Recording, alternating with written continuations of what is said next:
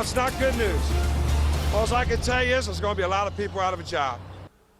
And continuing breaking news coverage here at 6, General Motors announces the Lordstown assembly plant is going down to a single shift. Now, the move will potentially impact 1,500 workers. It will have an impact through the entire valley. The announcement came down within the past few hours, and workers we talked to say there was some anger, even tears inside the plant. And here's what we know. The last day for the second shift will be June 15th. The first day for the single shift will be June 18th. First News anchor Stan Boney talked to some workers as they walked out of GM Lordstown. He's live with continuing breaking news coverage.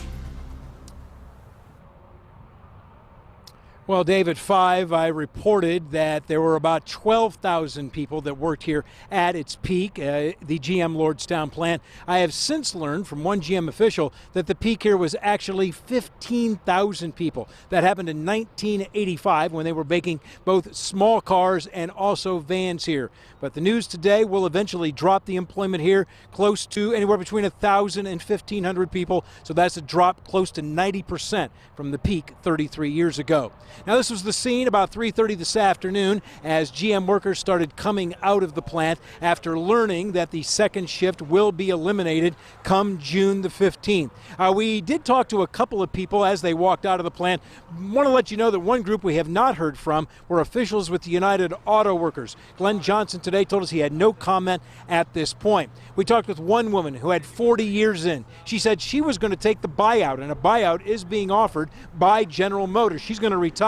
We also talked to another employee who only has 12 years in. He says he might be in trouble. He also says the reason that the second shift is being eliminated is because they're simply not selling cruises. And they ain't even telling us if we can go to another plant. They're just offering you to get out of here. They're not selling any cars. Everybody's buying trucks. It's the way that the economy's going with it. Gas is cheap. They're buying the big trucks because there's more metal around them. We ain't selling the cars as like we want to.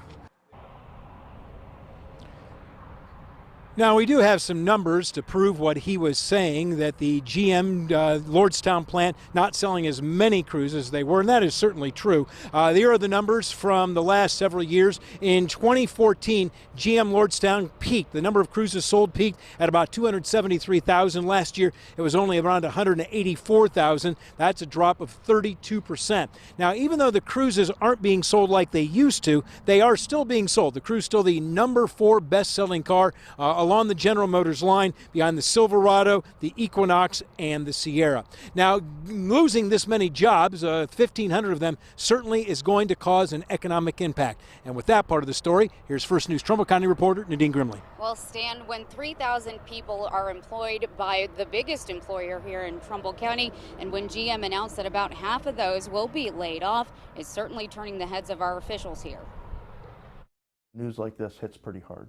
Lordstown has seen a lot of development in recent years. There's currently one power plant under construction, a second one proposed for the area nearby, and TJX eyeing land for a distribution center in the village.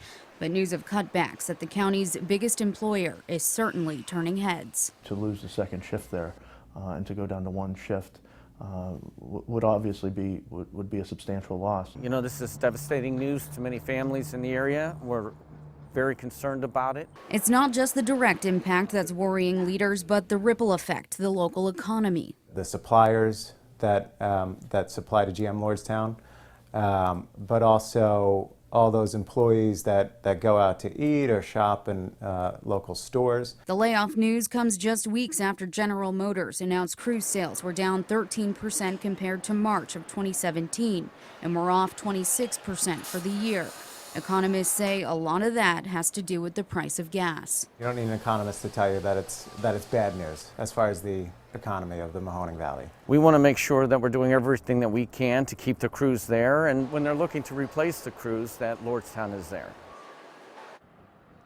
Well, I spoke with Mayor Arno Hill live during the 5 o'clock hour about the financial impact it would have on the village. He says 2 years ago, when this facility cut the third shift, they took $1 million hit. This time around, he estimates it to be about $500,000. Live in Lordstown tonight, Nadine Grimley, WKBN 27 First News.